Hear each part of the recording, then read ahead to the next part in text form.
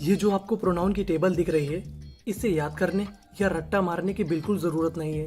केवल आपको 5 मिनट मुझे देना है। गारंटी मेरी है कि इससे याद करने की ज़रूरत नहीं पड़ेगी। तो मेरे दोस्त, करते हैं हम लोग शुरुआत। एक एक करके चीज़ों को विस्तार से समझते हैं। तो शुरुआत करते हैं पर्सन। सबसे पहले हमारे टेबल में क्या आया है? पर्सन। अब पर्सन मीन्स क्या होता है? पर्सन मीन्स होता है व्यक्ति। अगर बात करें हम इंग्लिश की, तो इंग्लिश में 3 तरीके के व्यक्ति होते हैं। कितने तरीके के? 3। First person, second person, third person. अब सवाल ये आता है कि ये होते क्या हैं? तो हम बताते हैं। फर्स्ट पर्सन वो होता है, यानी पहला व्यक्ति वो होता है जो बोलता है। अब बोलने का काम कौन कौन करता है? तो आई बोलने का काम करता है और वी बोलने का काम करता है। सेकेंड पर्सन कौन होता है? वो व्यक्ति जो हमारी बातों को सुनता है। अब सुनने का काम कौन करता है? यू, मतलब तुम, मतलब आप।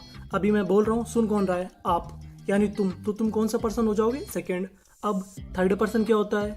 जिनकी हम लोग बात करते हैं वो होता है हमारा third person. He, she, it, they. He का मतलब वह, सी का मतलब वह, इट का मतलब वह। लेकिन जो ही है हमारा, वो मेल के लिए इस्तेमाल करते हैं और सी फीमेल के लिए, और थिंग के लिए हम लोग इट का इस्तेमाल करते हैं। अगर एक से ज़्यादा व्यक्ति हैं तो हम लोग दे का इस्तेमाल करते हैं। तो हमारे पास पर्सन कितने टाइप के हो गए? 3 टाइप के। First person, second person, third person. First person में आई, वी, सेकंड पर्सन में यू, थर्ड पर्सन में ही, सी, इट, दे। अब हमारे पास टोटल कितने पर्सन हो गए? 7। अब इन्हीं को पढ़ते चलना है हमें। अब शुरुआत करते हैं सब्जेक्टिव प्रोनाउन। सब्जेक्टिव प्रोनाउन का मतलब सिंपल सी बात है, ऐसे प्रोनाउन जिनका प्रयोग हम लोग कर्ता की जगह करें वो हमारे कौन से प्रोनाउन हो जाएंगे? Subjective pronoun. ये कितने हैं हमारे पास? 7।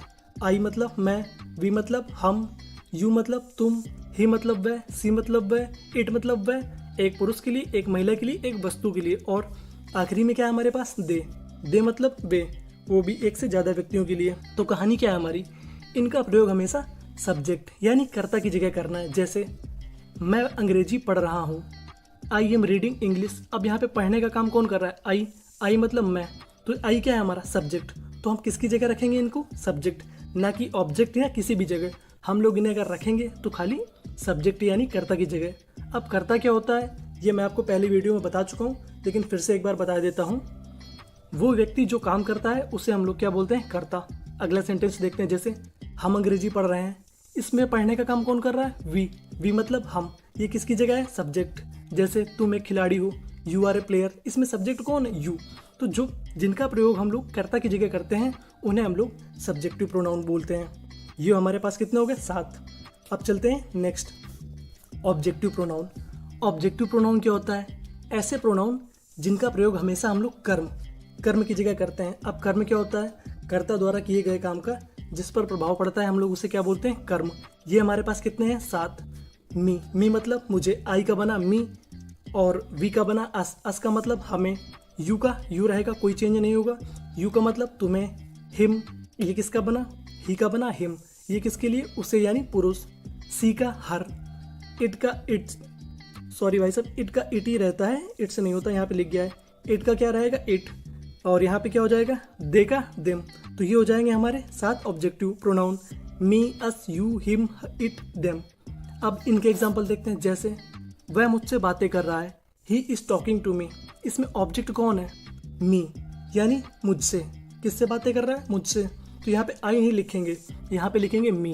तो जो ऑब्जेक्ट की जगह जो प्रोनाउन रखा जाए उसे हम लोग बोलते हैं ऑब्जेक्टिव प्रोनाउन। जैसे वह हमसे बातें कर रहा है, सी इज टॉकिंग टू अस। अब यहाँ पे अस क्या है? Objective pronoun. ये किसकी जगह हम लोग रख रहे हैं? ऑब्जेक्ट। सब्जेक्ट हो गया ही, इज हो गया माई हेल्पिंग वर्ब, मेन वर्ब क्या है? टॉकिंग। ऑब्जेक्ट क्या है? मी। तो ये हम जिसकी जगह रखते हैं वो हो जाते हैं हमारे ऑब्जेक्टिव प्रोनाउन। जैसे देम का एक देखते हैं एग्जाम्पल। तुम उन्हें जानते हो, यू नो देम। यू क्या है? सब्जेक्ट। नो क्या है? वर्ब। देम क्या है? ऑब्जेक्ट। ये हम लोगों ने किसकी जगह रखा? ऑब्जेक्ट की जगह। सिंपल सी बात, कहने का मतलब ऐसे प्रोनाउन जो कि ऑब्जेक्ट की जगह रखते हैं उसे हम लोग बोलते हैं ऑब्जेक्टिव प्रोनाउन।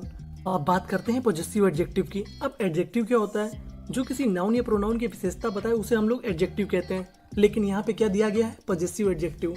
क्या दिया गया है? Possessive adjective.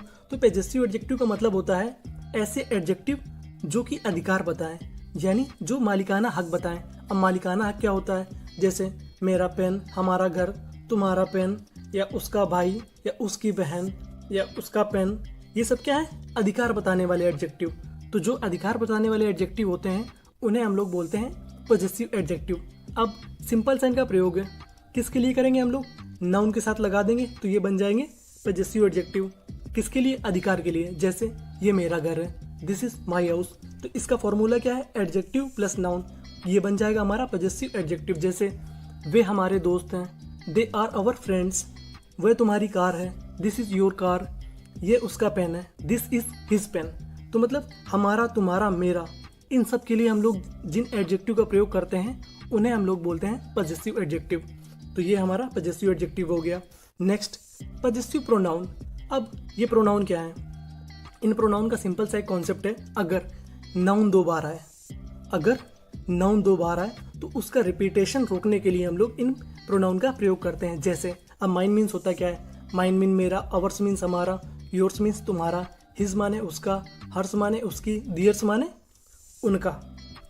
तो ये किनके लिए हम लोग प्रयोग करते हैं, नाउन के रिपीटेशन को रोकने के लिए, यानी नाउन की पुनरावृत्ति ना हो, यानी नाउन दोहराई ना जाए। जैसे मेरा घर एक अच्छा घर है, तो यहाँ पे हम लोग घर क्या है, दो बार आया, तो हम लोगों ने इस मेरा घर के लिए क्या एक बार लिख दिया, माइन, तो mine is a good home.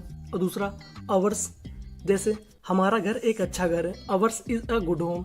Yours, ये घर तुम्हारा घर है, दिस हाउस इज योर्स। दो तरीके से इस्तेमाल कर सकते हैं। सिंपल सी कहानी ये है कि इनके साथ नाउन नहीं आएगी और इनका प्रयोग नाउन के रिपीटेशन यानी नाउन की पुनरावृत्ति को रोकने के लिए करते हैं। तो ये हो गई हमारी टेबल कंप्लीट। एक बार हम लोग रिवाइज कर लेते हैं।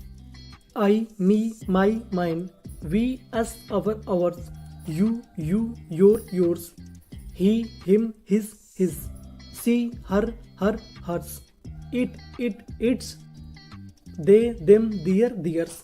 तो ये हमारी पूरी टेबल कंप्लीट हो गई। कहानी क्या थी, हम लोग इनका प्रयोग हम लोग कर्ता की जगह, इनका कर्म की जगह और इनका अधिकार के लिए, और ये हमारे नाउन दोबारा ना आए इस वजह से हम लोग इनका प्रयोग करते थे। तो ये हो गई हमारी पूरी table complete. Thank you for watching.